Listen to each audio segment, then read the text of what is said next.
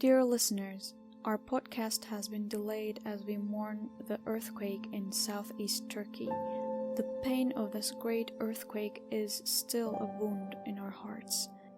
Although we migrated to other countries, we grew up in this beautiful land. We lost the places where we admired their culturally eclectic structure and many of our relatives. We are still so sad about this disaster and what happened right after. If you want to support earthquake victims, you can check the links on our page for all kinds of donations and aid. Thank you for your understanding. Welcome to the Horai podcast, where we explore the intertwined stories of music and history. We are your hosts, a historian and a musician. We hope you enjoy this journey through time.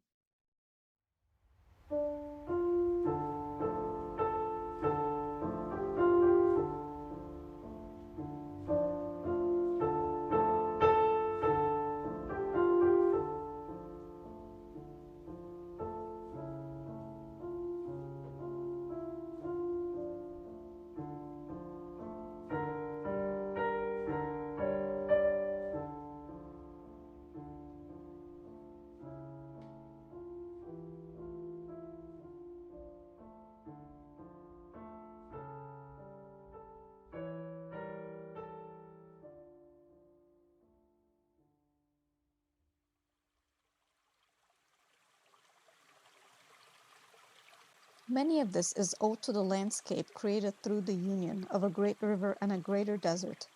The flora and fauna endemic to the geography makes their presence firm in the Egyptian pantheon, with their gods with their animal heads, and their works of art, and had highly influenced the technology and the subsistent methods of the people who lived in the region. For example, the famous paper type named papyrus, made from the reeds of the river. Without the Nile, there is no Egypt as we know it. Egypt is arguably the civilization, wherein lies the strongest evidence for every river civilization, taking on the character of the river that begot it.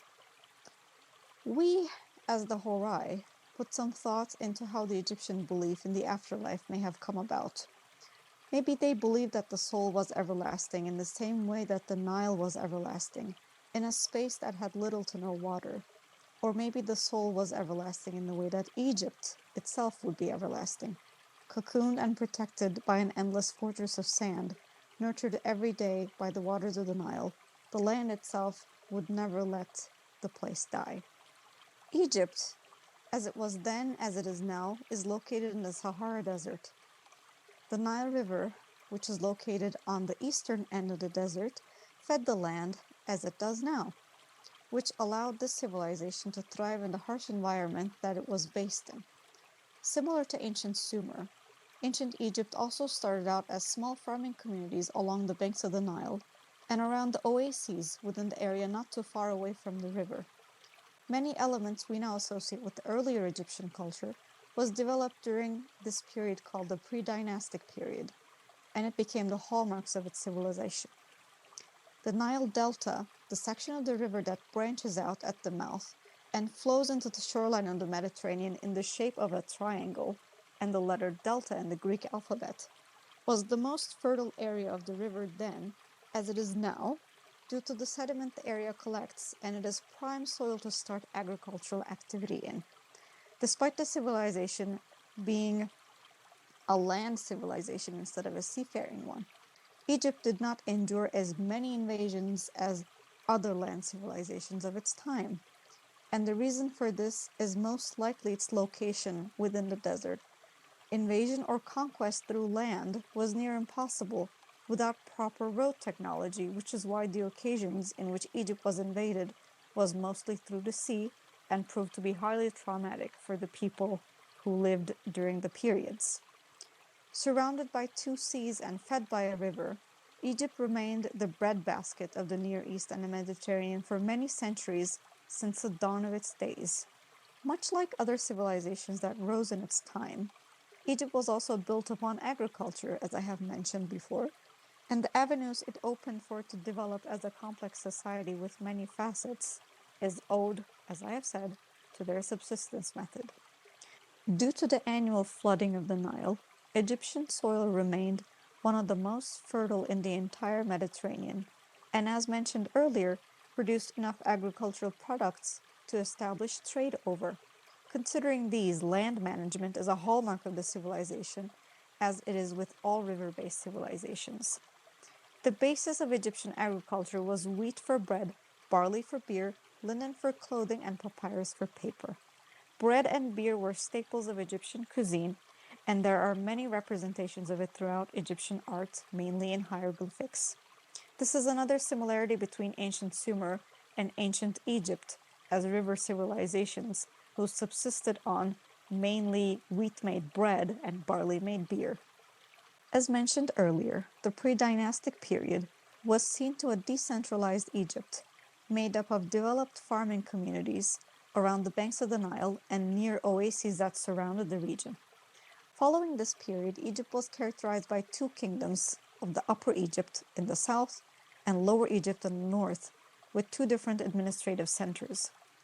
As the start of the famous and artfully iconic pharaonic period, the two central kingdoms of Egypt were unified into one administrative center, and the head of this new monarchical state was declared pharaoh, hence the term pharaonic. Pharaonic structure was an absolute monarchy that carried the hallmarks of the system, such as the pharaoh as the absolute wielder of political power, and usually his status as head of the many different royal institutions, as tradition held, and the seat of power being the dwelling place of the monarch. Egyptian cities were located along the banks of the Nile, so travel between them was relatively easy, as sailing up and down the river. This allowed easier access to metropolitan centers from farming centers, and the environment contributed to processes of centralization of different cities within the kingdom. Priests as a royal institution was one of the most powerful, holding power over rituals and over the education around Egyptian writing, called the hieroglyphs.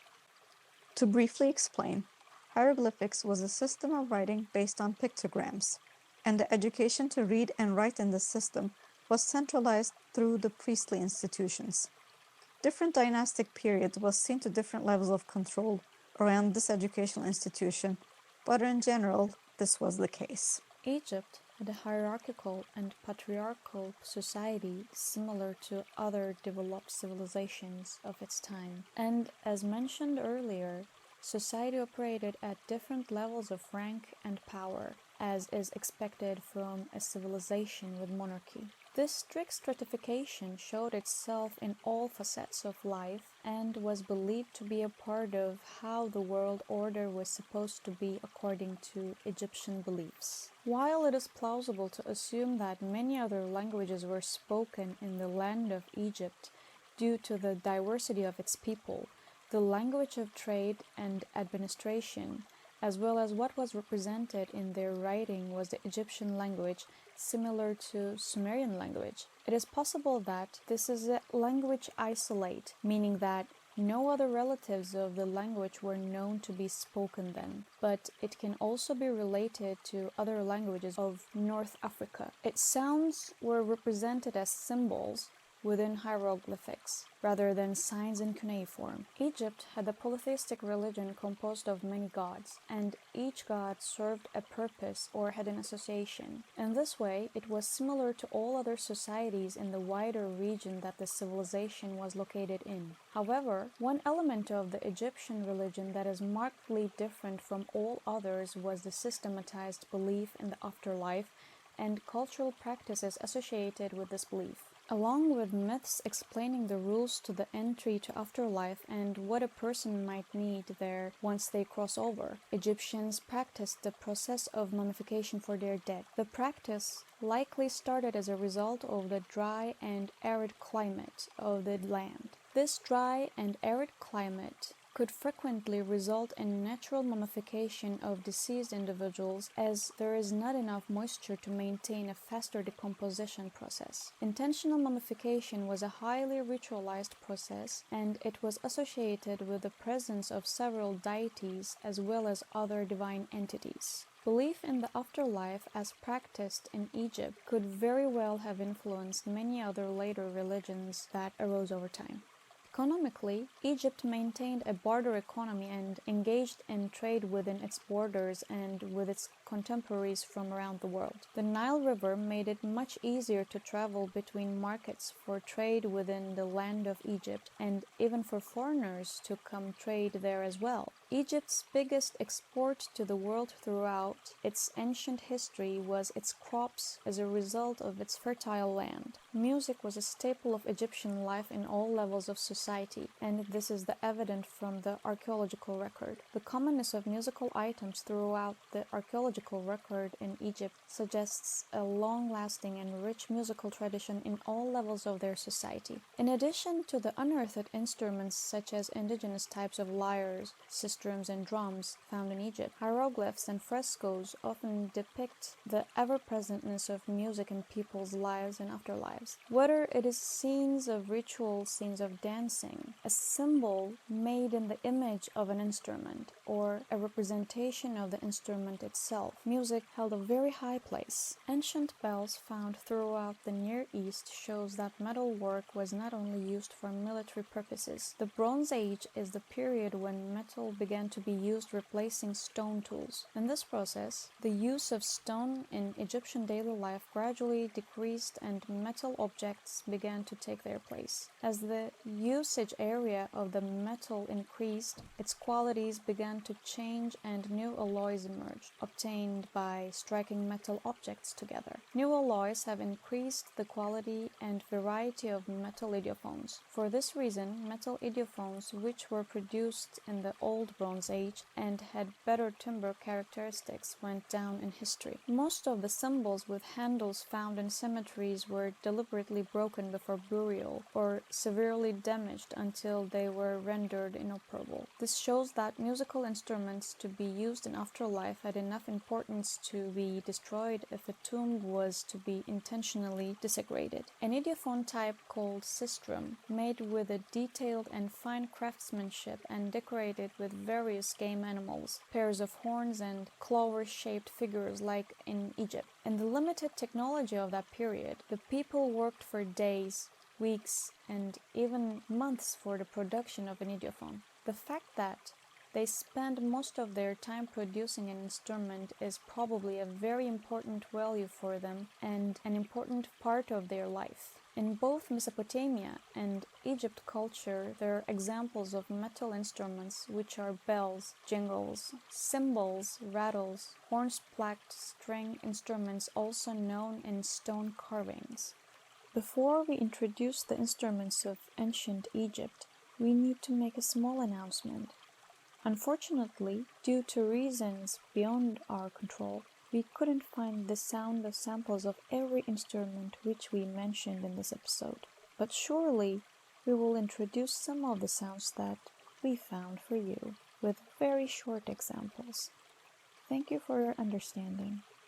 Multi-instrumental music was a big part of Egyptian cultural life, and Egyptians took full advantage of their natural and sociopolitical location to create, import, or enhance instruments. What we know of instruments from ancient Egypt mostly comes from artistic representations such as hieroglyphs and figurines, and to a lesser degree from texts that mentions those instruments. Ancient Egyptians had invented 3 types of string instruments, their own renditions of harp, lyre, and lute. The harp makes its earliest appearance in the art of Old Kingdom from the 4th dynasty. Depictions of the Egyptian harps appear in tombs. It is one of the most frequently represented instruments in art, which suggests that it was very popular among different classes in society. The harp was made in 3 main forms: ladle-shaped, boat-shaped, and crescent-shaped harp, and they were either arched or angular in their build. According to Duchamp, the fundamental difference between arched and angular harps is that the first one is built from a single wooden piece, while the second one requires 2. Here is the sound of harp. The lyre, or rather the design of the lyre, was important from the Near East during the Middle Kingdom. The oldest known artistic representation of Egyptian lyre is in the tomb of Numhotep II, and interestingly, it is depicted as carried by a foreigner. Even though the lyre was attested from the Middle Kingdom, it became more commonly used from New Kingdom onwards, as indicated by the increase in attestations from the period. The musician depicted in these artistic renditions is most often a woman, except for one example found in Amarna, where multiple men are shown to be playing one lyre designed to be played by at least two people. Here is the sound of ancient Egyptian lyre.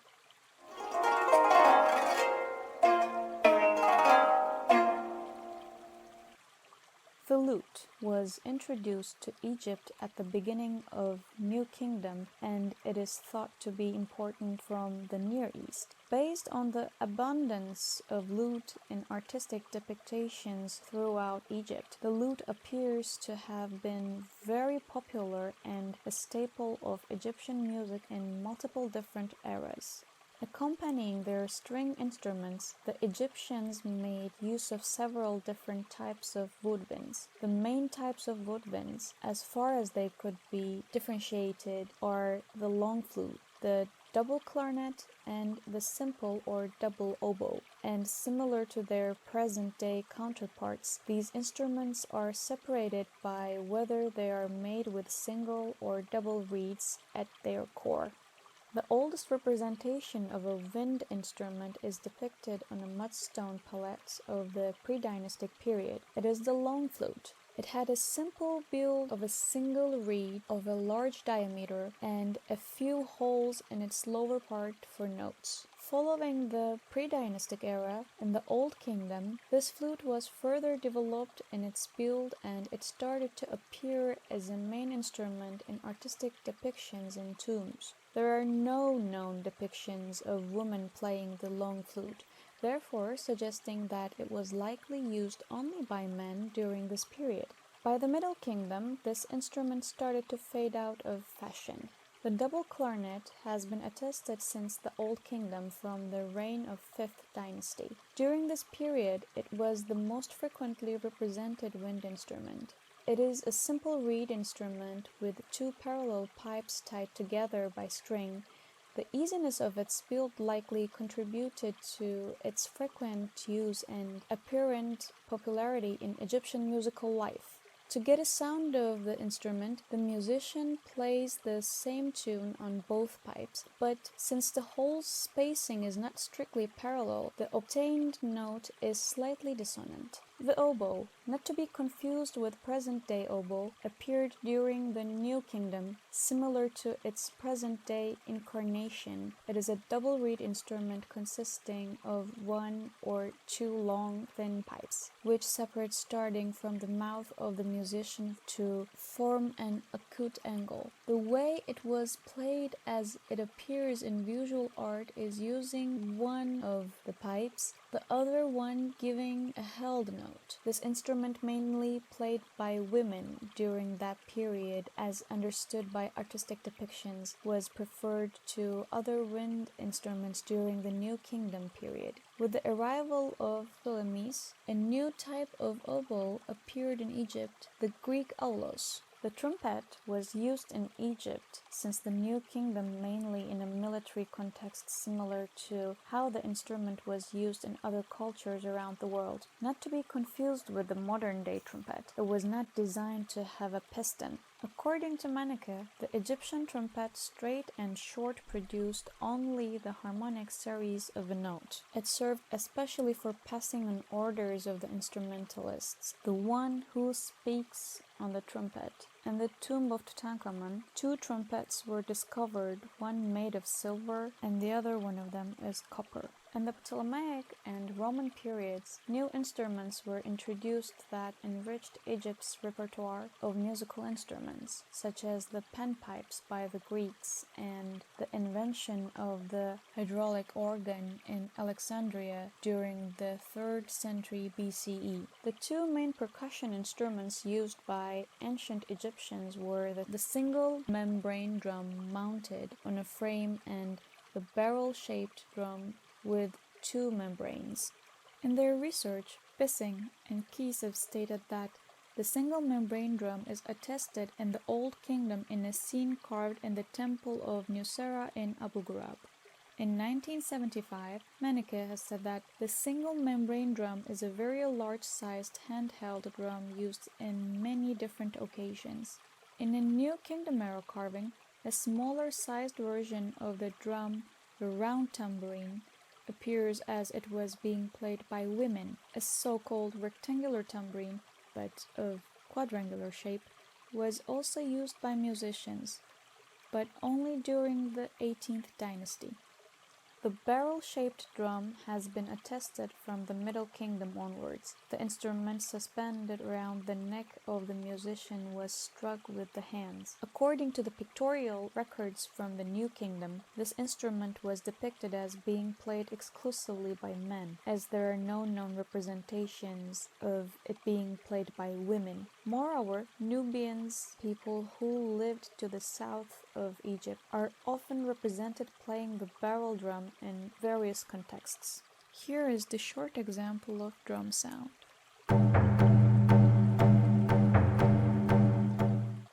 The oldest known percussion instrument in the Nile Valley was the klapper, which is a type of percussion instrument known as the idiophone. Other types of idiophones include sistra, manet necklaces, cymbals, bells, and rattles. As the oldest known percussion, they have been attested since pre-dynastic times in iconography as well as in the archaeological record. Klappers are made of 2 wooden or ivory sticks, and they're played with the method of striking against one another, and it is also possible to tie them together. These instruments were also ornamental, and they were decorated with symbols that carried religious significance, such as Hathor, the goddess of love, represented as either human or animal-headed, a hand, a humble papyrus, or a lotus flower. Playing the idiophones requires special techniques of hand and foot movement that develop parallel to styles of dance in the Nile Valley. Cymbals, bells, and crotales, small metal rattles, appeared among Egyptian instruments likely during Ptolemaic period.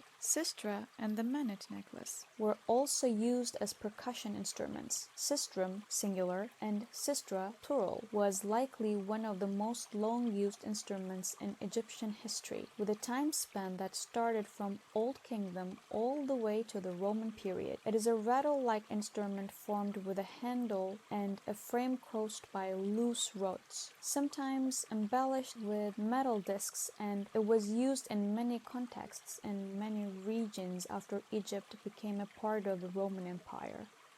Here is the short example of ancient Egyptian sistrum.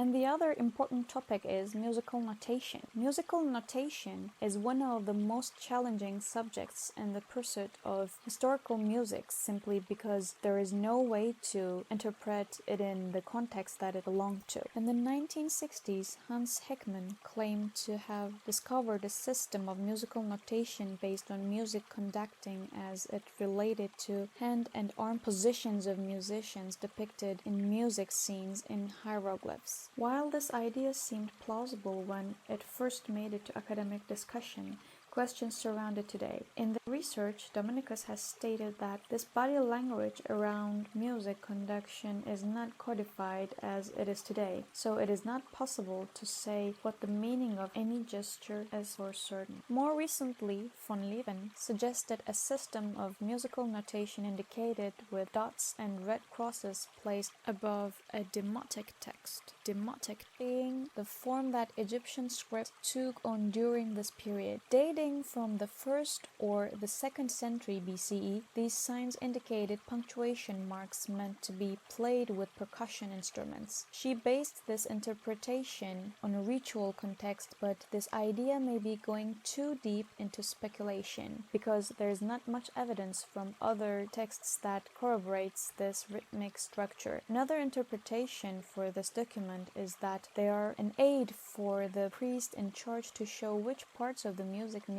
to be recited more loudly. It is interesting that even though Egypt developed one of the earliest writing systems in the world, it did not incorporate a musical notation system into it. Later cultures such as the Hellenistic and Roman cultures that settled in Egypt used musical notation in their writing systems, but Egyptian writings seemed to remain without it. In pharaonic society, people could devote their lives completely to the study and performance of music, and this inclusion extended into foreign musicians as well. Deities of music were part of the Egyptian pantheon. However, the iconographic representations of gods related to music developed especially in Greco-Roman temples. Hathor, the deity most deeply associated with music, possessed an iconographic where she appears playing tambourine, sistrum, and menet necklace. Other gods associated with music such as Meret, Bes, and Beset were represented with harps, lutes, and tambourines. If we talk about the musical specialties, artistic depictions of musicians in Egypt do not reflect the entire range of musicians that appear in the written record. In the iconography, the types of musicians that appear are singers, harpists, players of lute, lyre, long flute, double clarinet, oboe, double oboe, trumpet, and tambourine, as well as percussionists and rhythmists. The language also created another challenge, as certain words for certain occupations came with its double meaning, such as the word for dancer and percussionist meaning the same thing in the same context.